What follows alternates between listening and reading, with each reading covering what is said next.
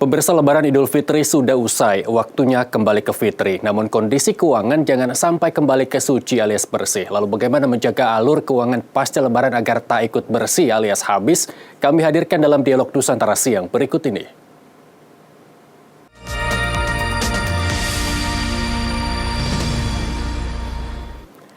Sudah bergabung bersama kami melalui sambungan Zoom perencana keuangan sekaligus CEO at Zap Finance, Mbak Prita Gozi. Halo, selamat siang Mbak Prita.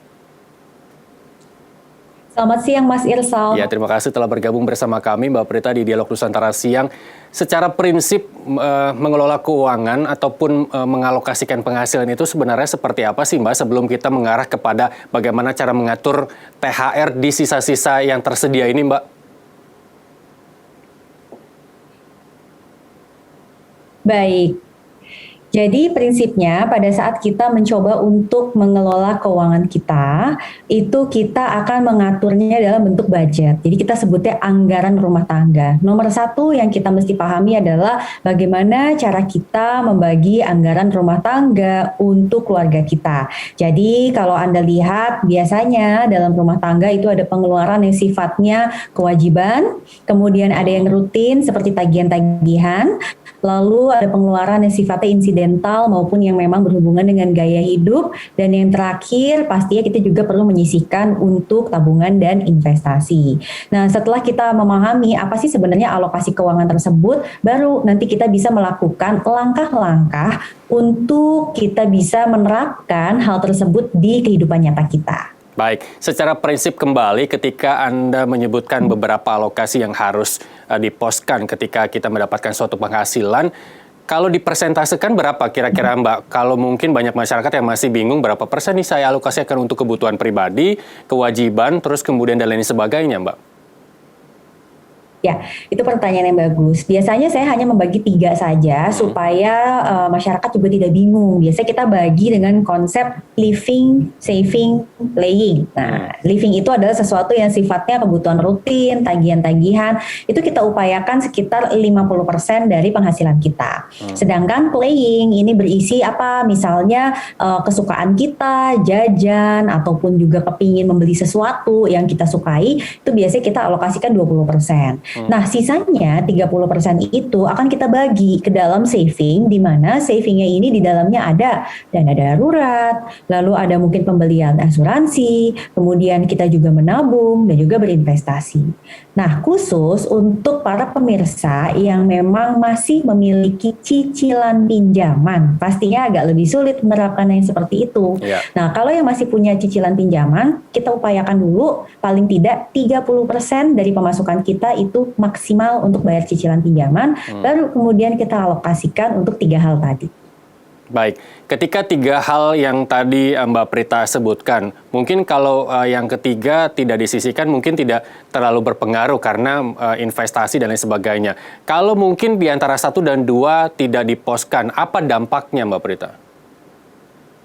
Oke, kalau kita tidak melakukan pos keuangan, dampak yang paling utama adalah kita bisa mengalami yang namanya pengeluaran lebih besar daripada pemasukan. Kok bisa? Bisa. Anda biasanya nanti akan mengambil pinjaman online untuk menutupi berbagai pengeluaran yang Anda lakukan.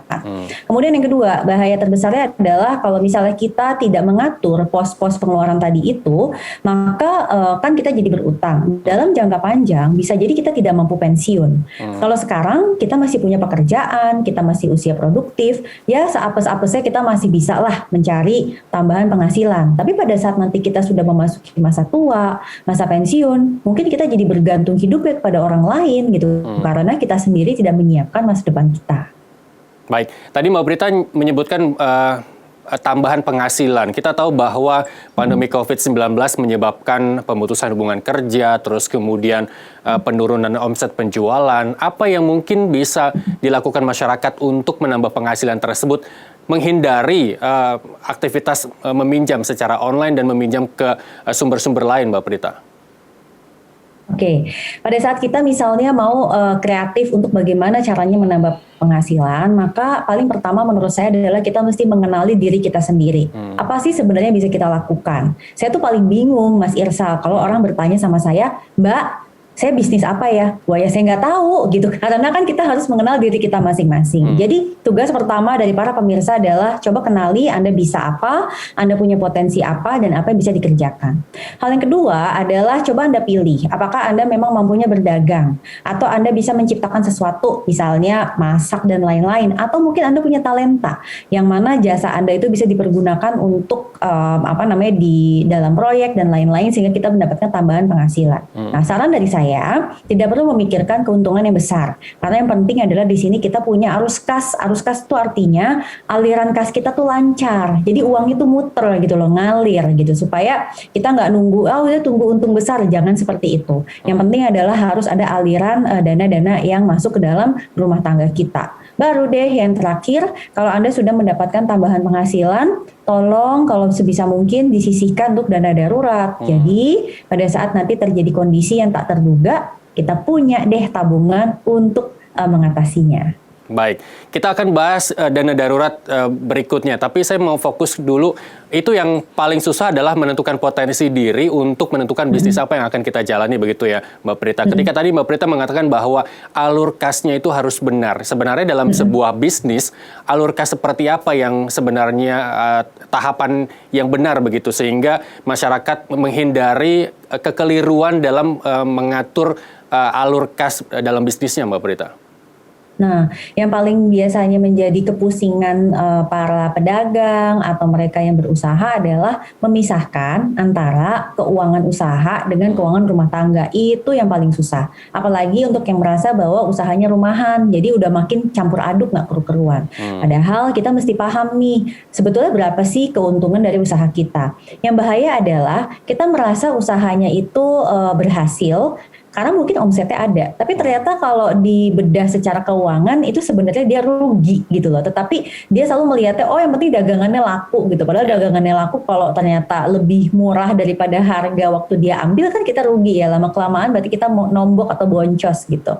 Jadi itu yang sebenarnya menurut saya tuh menjadi banyak letak kesalahan. Jadi yang pertama, saya ulang lagi, tidak mampu memisahkan antara keuangan usaha dan keuangan rumah tangga. Yang kedua, letak kesalahannya adalah nggak benar-benar paham sebenarnya keuntungannya berapa sih, karena suka istilahnya tertukar dengan omset. Oke, baik. Kita beralih ke dana darurat, Mbak Prita. Seberapa penting sebenarnya kita atau masyarakat menyisihkan penghasilan untuk dana darurat, Mbak Prita?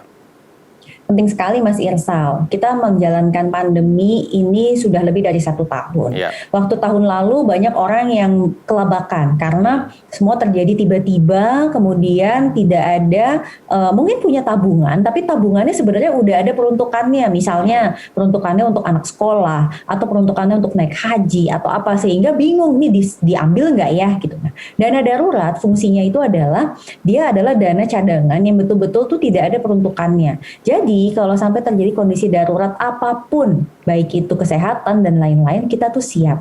Nah, sekarang nih Mas Irsal, saya mau menghimbau kepada semua pemirsa, kita tuh sekarang memasuki lagi nih periode di mana masih tidak kepasti. Di Singapura aja lockdown lagi dan sebagainya, sehingga kita harus siap. Kita kepengen semua sehat, tapi kalau sampai nanti terjadi hal-hal yang tidak diinginkan di keluarga kita siap secara keuangan. Baik. Sudah dijelaskan sedetail mungkin sama Mbak Prita fungsi dana darurat ini, tapi masih ada masyarakat yang bertanya di saat seperti ini, misalkan pandemi, jenis kebutuhan apa sih yang mungkin sebenarnya akan menggunakan dana darurat sehingga masyarakat paham benar nih sebenarnya dana darurat itu penting loh gitu Mbak Prita. Tapi jangan dijawab dulu karena kita harus break sejenak, pemirsa Nusantara Siang akan kembali sesaat lagi.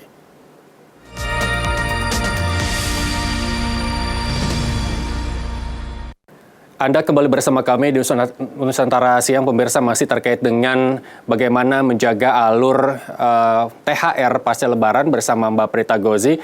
Mbak Prita, tadi saya mengatakan bahwa masyarakat masih belum paham ketika Mbak Prita menyebutkan seberapa penting dana darurat itu harus kita pikirkan. Nah, di saat kondisi seperti ini, misalkan pandemi, terus jenis kebutuhan apa yang mungkin akan menggunakan dana darurat biar masyarakat paham bahwa, oh iya, dana darurat memang penting, begitu Mbak?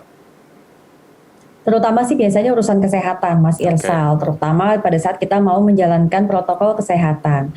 Jadi peraturan pemerintah itu mungkin bisa dibilang kok berubah-berubah, ya wajar saja karena memang pandemi kesehatan ini adalah suatu hal yang baru. Jadi mungkin sebelumnya kita menggunakan untuk tes yang seperti apa, lalu kemudian berubah, kemudian kalau kita melakukan perjalanan dan sebagainya, maka itu bisa diambil dari dana darurat. Kemudian yang kedua, kalau sampai ada anggota keluarga kita yang sakit, padahal kita mungkin tidak memiliki asuransi kesehatan, ataupun juga kalau pakai BPJS Kesehatan juga mungkin fasilitas kesehatannya tidak ada di lokasi tempat kita tinggal sesuai yang kita butuhkan, kan mungkin saja. Karena kan sekarang pandeminya pun juga pandemi kesehatan. Oleh karena itu, kalau kita punya dana darurat, maka kita bisa memenuhinya. Dan yang terakhir, dana darurat itu akan sangat terpakai kalau sampai kita terkena musibah, yaitu pemutusan hubungan kerja, atau kalau misalnya dagangan kita tidak laku, atau misalnya karena kita sakit, maka kita tidak bisa berdagang, kita tidak bisa mendapatkan penghasilan, ya maka kita akan hidup dengan dana darurat. Baik, dana darurat bisa dikatakan seperti apa ya, Mbak? Asuransi kah atau apa segala macam yang bisa diambil sewaktu-waktu ketika dibutuhkan begitu, Mbak? Oke, mungkin bukan asuransi, karena kalau asuransi itu kan dia ada aturan-aturannya dan kita hanya bayar premi, kemudian nanti dia akan memberikan penggantian. Nah, bedanya dengan dana darurat itu adalah konsepnya tabungan. Jadi Anda taruh 100, ya Anda bisa ambil 100. Anda taruh 50, ya Anda hanya bisa ambil 50. Jadi konsep ini adalah menyisihkan. Mungkin kalau pakai analogi, ini ibarat seperti membawa ban serep barangkali ya, dalam perjalanan kita. Kita kalau pergi trip, misalnya dari Jakarta ke Surabaya pakai kendaraan pribadi, maka kalau kita tidak bawa ban serep, masalah nggak? Ya bisa masalah, bisa tidak. Kalau memang tidak terjadi apa-apa, bannya nggak kepakai, ya nggak apa-apa. Tapi kalau tiba-tiba di tengah jalan, ban kita ada masalah, kan bisa susah juga kita melanjutkan perjalanan gitu loh. Jadi kira-kira mungkin seperti itu. Baik, sepanjang perjalanan karir seorang Prita Gozi untuk menangani masalah keuangan masyarakat begitu ya, mulai dari yang terendah ataupun yang dinamikanya tidak beraturan dan lain sebagainya, bagaimana kesadaran masyarakat sejauh ini terkait dana darurat, Mbak Prita? Oke, kalau sebelum pandemi itu rendah sekali kesadarannya. Banyak orang merasa malas untuk menyisihkan dana darurat, Mas Irsal. Alasannya banyak. Satu, katanya lebih baik ditabung. Kenapa? Karena kalau tabung kemudian bisa dibeliin barang. Atau yang kedua nih, biasanya yang millennials gitu ya. Rugi banget Mbak, cuma ditaruh aja di situ. Mendingan investasi, terus maunya langsung investasinya yang saham atau kripto dan lain-lain gitu loh. Atau yang ketiga, ini orang-orang yang biasanya nggak punya tanggungan. Jadi misalnya lajang, tidak menanggung hidup orang tua dan lain-lain, merasa bahwa kalau memang saya kenapa-napa juga cuma saya doang yang masalah gitu loh. Tapi pada saat pandemi kemarin ternyata lajang nggak lajang, mau apa juga semuanya kena gitu kan. Akhirnya baru sadar, oh ini dia ya manfaat punya dana darurat. Nah, yang bermasalah adalah ketika mereka-mereka nih, para remaja milenial yang baru memiliki penghasilan, terus kemudian bagaimana cara mendisiplinkan mereka untuk mengatur keuangan sesuai pos-pos yang tadi kita awal bicarakan, 3 pos yang menurut Mbak Prita ini penting untuk mengatur keuangan. Pertama adalah kesadaran dari diri pribadi, karena kita tidak bisa paksakan bagaimana orang mengelola keuangannya. Jadi kesadaran itu harus kita tanamkan. Oleh sebab itu, pengelolaan keuangan itu sebaiknya memang sudah diajarkan sejak dini, sejak anak masih di bangku sekolah. Sehingga pada saat dia memasuki dunia kerja, dia sudah siap, dia nggak kaget lagi dengan mendapatkan uang yang juta-jutaan mungkin lah dari penghasilannya. Kemudian yang kedua, kalau misalnya dia udah sadar, oh saya memang harus melakukan pengelolaan keuangan, maka kita perlu dibantu dengan sistem. Nah, kita sebenarnya sekarang beruntung karena di era digital seperti sekarang, untuk mengelola keuangan itu udah banyak sekali tabungan yang secara digital bisa diakses dari mana-mana. Kemudian investasi bisa dimulai dengan 10.000 saja dan melalui aplikasi-aplikasi. Jadi sudah beda sekali dengan situasi mungkin 15-20 tahun yang lalu. Oleh sebab itu kalau masih ada anak muda yang baru angkatan baru kerja bilang nggak bisa nabung, nggak bisa investasi, saya bilang bukan nggak bisa, tapi nggak mau.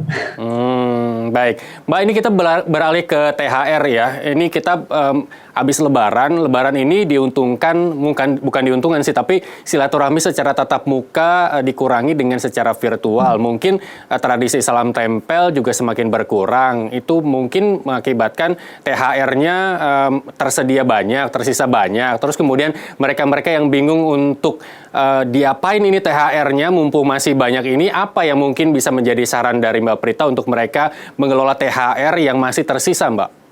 Ya, untuk pemirsa yang masih punya sisa THR, saya sarankan nomor satu, coba Anda lihat, Anda masih punya nggak saldo utang, pinjaman online, atau kartu kredit. Nah, lunasin itu dulu ya sebelum melakukan hal yang lain.